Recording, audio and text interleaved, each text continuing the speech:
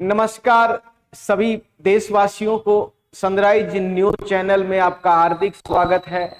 आज हम बात करेंगे चुनाव के बारे में। चुनाव से पहले मैं आपको कुछ बातें बताऊं। सभी प्रदेशवासियों को, देशवासियों को दीपावली की अग्रिम शुभकामनाएं। आपकी दीपावली मंगलमय हो, आपके घर में लक्ष्मी आए। आज अपन बात करेंगे क्योंकि देश गर्म है, और अगर बात करें क्यों है तो 5 राज्यों में चुनाव है और चुनाव की तारीख भी अनाउंस हो चुकी है। हम इन चुनावों की बात करेंगे। हमारा ये वीडियो बनाने का उद्देश्य किसी को ठेस पहुंचाना नहीं है।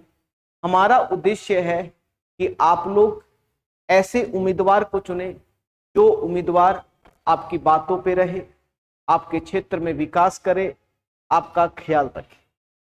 आज उन्हीं की बातें अपन करेंगे क्योंकि हम युवा हैं, ये युवाओं का देश है। आपसे मैं कहता हूं मेरे प्यारे बच्चों, किसी को भी चुनने से पहले हम 10 बार सोचते हैं, लेकिन हम वोट डालने से पहले 10 बार नहीं सोचते हैं। आप मार्केट में जाते हो मेरे प्रदेशवासियों, और मार्केट में आप जाते हो, कोई पेन भी लेके आते हो तो उसको चला के देखते हैं कि ये चल रहा है कि नहीं चल रहा, उसको भी 10 बार घिसेंगे मेरे प्यारे।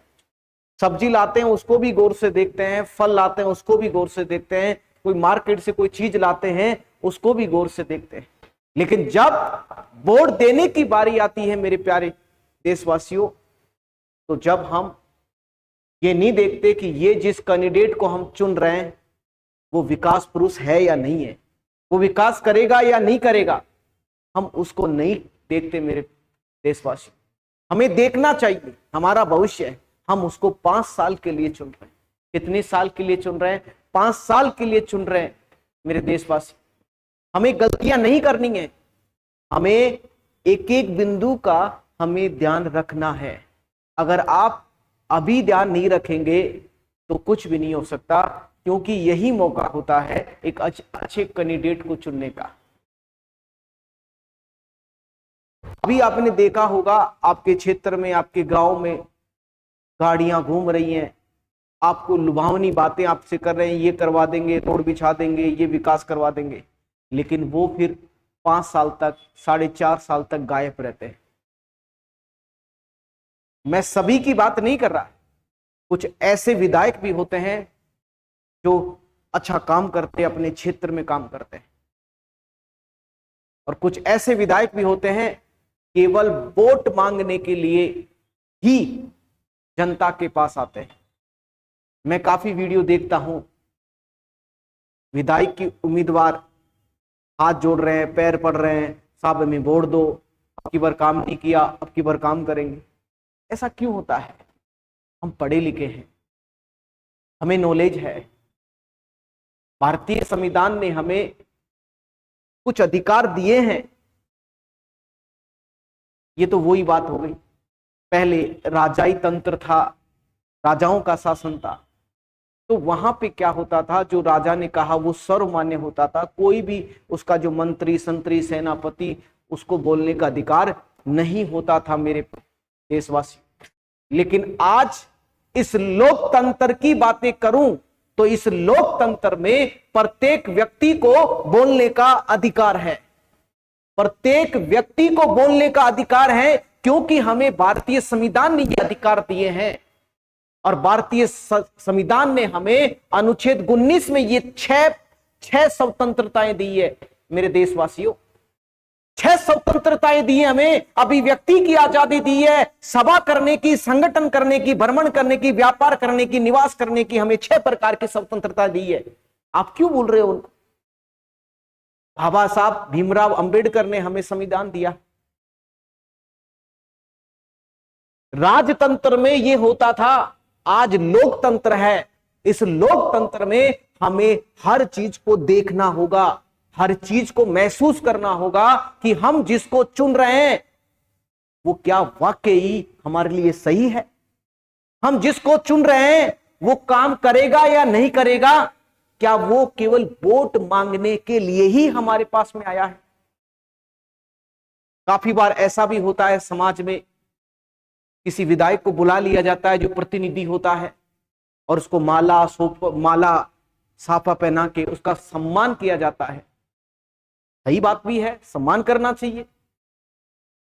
लेकिन समाज के कुछ कैंडिडेट समाज को दबाने का काम करते हैं, और ये शपथ दिलाई जाती है कि हम अब की बार इन्हें ही वोट देंगे। आपके पास ताकत है, ये अंगुली है, इस अंगुली से आप जब ईवीएम मशीन का बटन दबाते हैं तो ये अंगुली ये कहती है कि आप सोच समझ के ही वो बटन दबाएं, जो आपका काम करे, आपके लिए दिन रात एक करे। आपने काफी बार सोचा होगा कि एक विधायक होता है या एक सरपंच, मान लीजिए हम एक ग्राम पंचायत की बात करें, तो जब सरपंच होता है तो उसकी सैलरी नाम मात्र होती है। मेरे देशवासियों, मेरे प्रदेशवासियों, मैं राजस्थान का निवासी हूं, शेखावाटी का निवासी हूं। जब हम सरपंच को चुनते हैं, उसके पास में कुछ संसाधन होते हैं, मीडियम परिवार से होता है या गरीब परिवार से मान लीजिए, मीडियम परिवार से मान लीजिए। लेकिन जब वो सरपंच बनकर पद पे बैठता है तो 1-2 महीने के बाद ही उसके आगे, उसके मकान के आगे, उसके घर के आगे स्कॉर्पियो, बोलेरो गाड़ियां खड़ी हो जाती है। क्यों होता है? वो 5 साल में कितनी सैलरी उठाएगा सरकार से? आपने कभी देखा है? केवल कुछ कैंडिडेट ही विकास कर पाते हैं ग्राम पंचायत का भी। वो केवल अपना विकास करते हैं, अपने घर का विकास करते हैं, अपने बच्चों का विकास करते हैं, और किसी के बारे में कुछ भी नहीं सोचते। तो हमें किसी को चुनना है तो सोच समझ के चुनना होगा, मेरे देशवासियों, मेरे प्रदेशवासी। आपको इन 5 बातों का पता होना चाहिए। आज अगर किसी को बुरा लग रहा है तो लगने दीजिए, मुझे कोई फर्क नहीं पड़ता है। लेकिन अगर किसी को अच्छा लग रहा है तो इन बातों को आप इन चुनाव में अप्लाई करिए मेरे प्यारे बच्चों। जब भी कोई कैंडिडेट आपके पास वोट मांगने आता है तो आप उसे ये ललकार के कहिए कि आप 5 साल के लिए मेरे लिए क्या करने वाले हैं। आप मुझे 5 साल के लिए मेरे भविष्य के निर्माण के लिए क्या करने वाले हैं, आप उन्हें यह पूछिए। और हमेशा इन 5 बातों को अपने दिमाग में बिठाइए। उसे यह पूछिए कि आप शिक्षा के लिए क्या करने वाले हैं, मेरे बच्चे की शिक्षा के लिए क्या करने वाले हैं, आप यह पूछिए उसे। आप यह पूछिए कि चिकित्सा के क्षेत्र में आप क्या करने वाले हैं। आप उसको यह पूछिए कि मेरे युवाओं के लिए आप क्या करने वाले हैं। मेरे युवा दोस्तों, आप भी पूछ सकते हो, आप भी पूछिए कि आप मुझे रोजगार के लिए मेरे 5 साल के लिए क्या करने वाले हैं। बुजुर्गों से मैं हाथ जोड़ के विनती करता हूं कि आप भी पूछिए कि आप ये 5 साल के लिए आप हमारे लिए क्या करने वाले हैं। और सभी देशवासियों से निवेदन करता हूं, आप चुनने से पहले उस कैंडिडेट से एक बात और पूछिए, आप मेरे देश के विकास के लिए 5 साल में क्या करने वाले हैं। अगर वो सटीक आंसर देता है, सटीक बातें करता है, तो ही उसे चुनना है हमें। अगर बातें लुभावनी बातें करते हैं, ये करवा देंगे, टंकी बनवा देंगे, रोड बनवा देंगे, ये करवा देंगे, उससे कुछ नहीं होता, उससे देश का विकास नहीं होता। आपको अच्छा कैंडिडेट चुनना है। ये हमें फंडामेंटल राइट, मतलब मौलिक अधिकार, हमें भारतीय संविधान ने प्रत्येक व्यक्ति को वोट देने का अधिकार दिया है, प्रत्येक व्यक्ति को अच्छा कैंडिडेट चुनने का अधिकार दिया है। हमें इन नेते नांगलों की बातों में नहीं आना है। मैं किसी पार्टी से नहीं हूं, मैं किसी पार्टी का विरोध नहीं कर रहा हूं, लेकिन मैं उन लोगों का विरोध कर रहा हूं जो व्यक्ति काम नहीं करते हैं, जो जनता को केवल वोट बैंक की राजनीति करते हैं। वो लोग, आप लोगों से मैं यही कहना चाहता हूं कि देश जाग चुका है। अब ये बातें नहीं चलेंगी, अब आपको काम करना होगा, क्योंकि ये हमारा पैसा है, इसके ऊपर हमारा अधिकार है। आपको हमने चुना है तो आपको काम करना ही होगा। आपको ये चुपड़ी चुपड़ी बातों में हम नहीं आने वाले हैं। मैं सभी से निवेदन करता हूं, अगर किसी को मेरी बातों का 1% भी फर्क पड़ता है तो मैं ये मानता हूं कि मैंने कुछ अच्छा काम किया है। और किसी को बुरा लग रहा है, कोई दिक्कत नहीं है, मैंने किसी को कुछ नहीं कहा। मैं एक ही बात कहता हूं, मेरे युवाओं को, मेरे बुजुर्गों को, मेरे भाई बहनों को केवल मैं जगाने का काम कर रहा हूं और मैं जगाता रहूंगा। मैं एक शिक्षक हूं, मैं बच्चों के भविष्य का निर्माण भी करता हूं। सुबह से शाम तक क्लासें होती हैं। मैंने सोचा कि मुझे भी ऐसी बातें करनी चाहिए जिससे देश का उत्थान हो सके, देश आगे बढ़ सके। देश का युवा बेरोजगार घूमता है।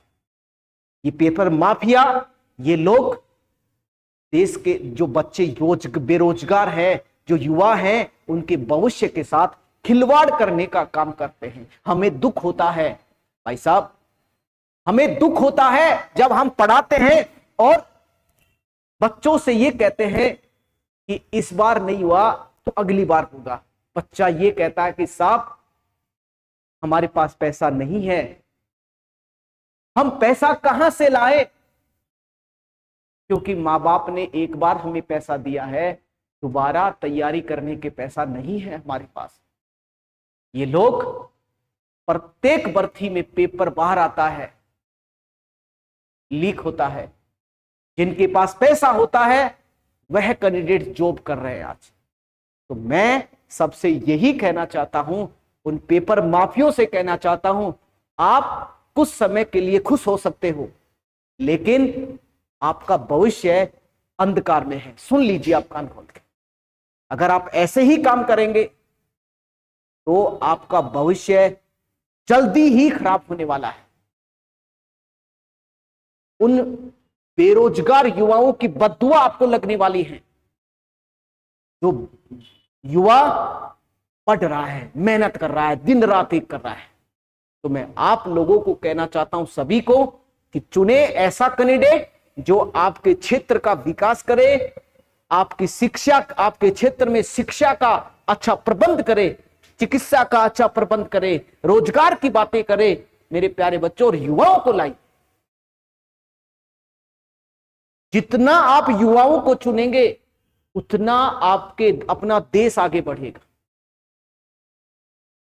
और मैं एक ही बात कहता हूं कि आप लोग सभी समझदार हो, और समझदार के लिए इशारा काफी होता है। किसी के कहने पर आप मत आइए। आपके बच्चों का भविष्य है, आपका भविष्य है, आपके छोटे बहन भाइयों का भविष्य है। आप लोग अच्छी तरह से जहां वोट डालें, सोच समझ के वोट डालें मेरे देशवासियों, मेरे प्रदेशवासियों। तो आज इस छोटी सी मुहिम की शुरुआत कर रहा हूं। आज सनराइज परिवार एक छोटा सा परिवार है, सनराइज न्यूज, और मैं हमेशा ऐसे ही वीडियो बनाते रहूंगा और आप लोगों को मोटिवेट करता रहूंगा। ये मेरा उद्देश्य है। अगर इससे 1% कैंडिडेट ही मोटिवेट होते हैं और अच्छे कैंडिडेट का चुनाव करते हैं तो मैं मेरी लाइफ को धन्य समझूंगा कि मैं कुछ अच्छा काम कर रहा हूं। ठीक है, नमस्कार।